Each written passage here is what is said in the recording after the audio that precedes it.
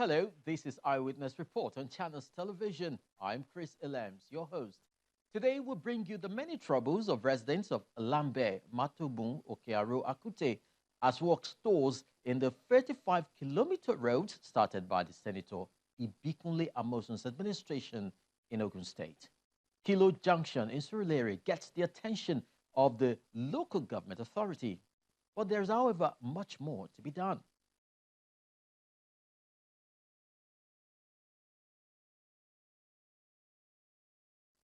Flood still wreaking havoc in parts of Lagos.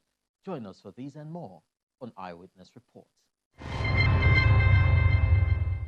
When the Senator Ibikunle Amoson's administration began the construction of the Sango-Ijoko Akute Bega Road, it was hailed as a very key project that will give many Ogun State communities along that axis a befitting status, considering its proximity to Lagos State.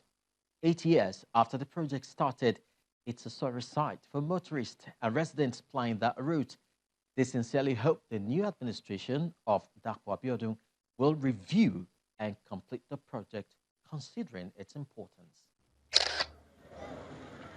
The construction of the 35-kilometer Sango-Ijoko Akute Alagbole Road started during the first tenure of the Senator Ibikunle Amoson's administration.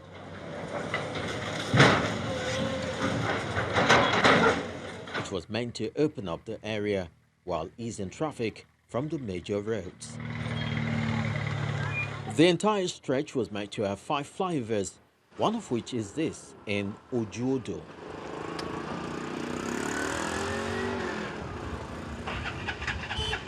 Though it's not been completed, a portion has been deployed for use after the access road created as an alternative for the people collapsed.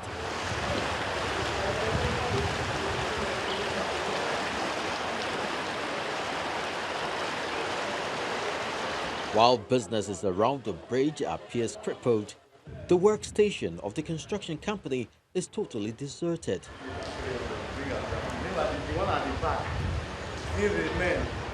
Most of the machines have been moved. Gravels, sand, and the carcass of a few vehicles are all that's left. Also, erosion is beginning to set in, and that's a big trouble for residents and even the bridge.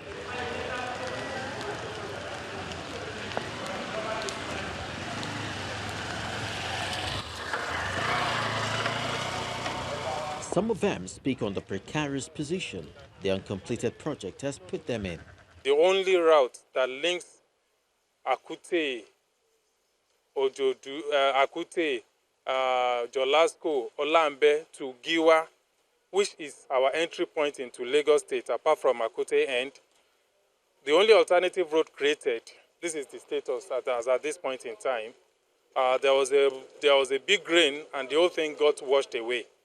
That forced the people around here, all the area CDCs coming together to forcefully gain entrance and make use of the bridge. Though the bridge, one half of it was about 40–50% ready, while the other part is not ready at all. So we forcefully took over the usage of the part that was a bit ready. Even the Chinese contractor, they were against us taking over, but because of the populace, we had to take over. We had to spend some money to make sure that some of the equipment that were there were not vandalized by our people. We had to employ security service to ensure, we had to assure the Chinese contractor that none of its property will be affected. And the joints that were not properly done, we had to make do with it. And that's the status we are now. This particular place where we are happen to be a marketplace for people. We talk of commercial activities. Where we are is fully, moving on here and there. But as the time of the bridge started, it has not been like, and the people are really complaining about it. The commercial activities, the business of people are totally down because of wanted to make life to be comfortable for us. I think as a government, a good government should have done that. In the other way, I should have created opportunity or alternative. It's really affect me, really. I have to close down my office in Akute because of demolition of offices, the environment here and there. And you look by the roads here, look at the gutter, they almost about to be completed. For them to build the bridge, to put brick there so that the water will be able to flow, they couldn't. And now it has done a lot of damages to the life of the people living around there and to entire thing. In a nutshell, that another thing that also affect the social life of our people, most especially we are the youth. Most of our youth fail to come home again. They prefer to stay at home and to stay at school or to stay at working place, come back weekend. Even some are even move out from the residence here, move down to another place or rented or to even go and manage somewhere else there, squatting outside there. So I want to use the opportunity to appeal to the current government on behalf of the whole youth you need for local government. I appeal to you on behalf of the people in this Olambe, Matogun, Aromikodo, Adionlausa, Okiaro, Akute, Maidon, all these people are seriously being affected. I want to appeal to him to please come to our aid now. Now, we need him now, as soon as possible. Besides the challenges already mentioned, a bigger one for many of the communities around is the blockade of access road to their homes. When they started the road, we expected there are two major roads that were paralyzed. The one that leads to the pig farm and the one that leads to Akute-Oju. And by the time they are doing the gutter construction, I expect them to have covered that area, put it right, so that people in that community can continue to use their road while the bridge goes on. So we are appealing to the new governor, as my former other community have said, to please come around here, come and do some justice and let our business go on. Driving further down to Giwa and Okiaro, the situation seems worse.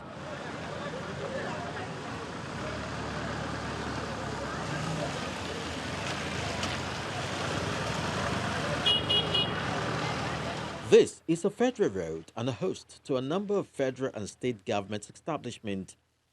But potholes eating deep into the road would make you think otherwise. Everyone is affected according to these respondents. The road is a federal road that leads to the biggest pig farm in West Africa. And this is supposed to be a very important road that has been tarred during years back. But unfortunately, due to neglect, the road is just there and you can see how neglected the road is. And this same road leads to what in the local palace here our people call the aerodrome. The aerodrome is where the light that every aircraft coming into Nigeria takes their axis towards the airport to land. And the road has been so neglected for so many years, and we are appealing that the new government in power should come to our aid in our communities here around Okiaro, Giwa, Abule-Ekun, and all the rest of the towns and villages surrounding this road. On daily basis, the Okada riders bring people down. People fall on daily basis here. In fact, you cannot number the number of people that fell down on this road with sustained serious injuries on daily basis. There is a hospital here. Some of the times they rush them to this hospital, this very hospital here. There's a hospital there. Yes, that's very hospital. They rush people to that hospital on daily basis. Sustained a serious injury because the road is bad. Everywhere is slippery. Even before I could get to this place, you see the way I am moving. So we are pleading to the governors to consider the people that reside here. The road here has been dilapidating. It has become a deplorable place where you can't even step your foot. You can see me. You can see me now. Please, I call on the Ogun State government to come to the aid of this place, of this community. Another bad portion further down the Okiaro-Matogun road has caused a lot of havoc to road users because of its slopey nature. Some years back, this road is asphalted, at least from Okiaro up to Nama. That's where we have the National Airspace Management Authority. They are their control towers for any plane that is landing at the Murtala Mohammed Airport. So it's a federal presence in there. The whole of this road here was supposed to be initially federal road. Then along this road we also have the Enago, which is a substation, one of the biggest in West Africa, was commissioned by the former Vice President of Nigeria, Namadi Sambo, sometimes ago. Also, we have the largest pig farm in the whole of West Africa, just opposite there. And also we have the Adion Waterworks, which is just next in there. So these are very important, institutions, around here, but it is to our dismay that this road has been so neglected. We are more particular about the slope there. A lot of lives have been lost due to this slope. When it rains, when we have heavy rainstorm, of course, no vehicle could even, ascend the hill. Some of the times we have brake failure. A lot of lives have been lost around here once we lost control there. So and we've made all efforts for the state government presence, but to no avail. Sometimes ago, this road was said to be one of the 171 roads that will be attended to in the last administration. Unfortunately, we did not see anything up till now. Motorists heading to Matogun can no longer use the Shaga Junction due to its bad state, which gets worse as you approach Matogun. I've been here for about 20 years, and Matogun Road has been like this over time. Communal effort is on ground. We have CDAs thriving, but we have limited power because of the enormity of the challenges. The government presence is not here. Our road has never been attended to. From here to Kiaro, year in, year out, during rains and even outside the rainy season, it's been traumatic. Many people that came here with vehicles, and they have dropped their vehicles, some have even lost it.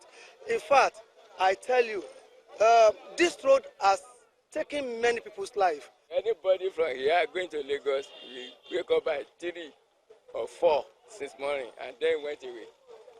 Coming tonight, some people are sleeping at my house because I have a small place at Okaro. So when they come around 10, 10:30, they can't enter here. The poor state of the road and its impact on the socio-economic well-being of the people of the area comes to a head in Olambe community.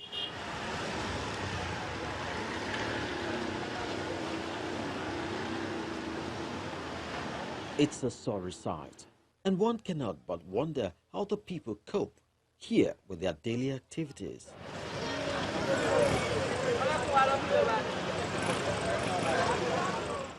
At this time of rain, going out for business, going out or anything you are doing to work is difficult. People move out of here from this place every day. Some landlords abandon their homes, go inside Lagos and rent houses. Some young men that are living here, when they go to work, they don't come back home because coming back is difficult until after the rain. Rain has come again. We are in agony now. So that's here is supposed to be a market. You can see that it's scanty. People are not around because this place, I can only be here in this kind of mode. That's why I'm suffering here.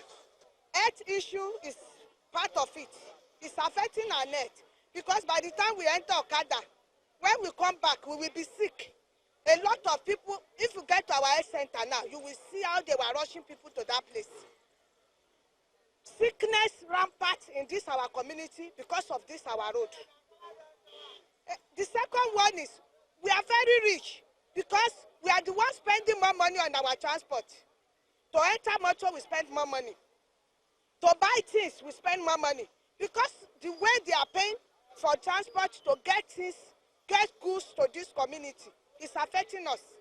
We beg our new governor, His Excellency, Deplorable, he should help us and finish, even if it is the main road. Even if it is the main road, so that we will not die. Driving home, you must wade through the murky waters. So the least they could ask for now is government intervention. The governor should be the people's governor. So wherever Ibikuno and Musa have started, let the new governor, our able governor, because I know that by the grace of God he will do better, let him come to our aid to help us construct this road. If we can have a good road.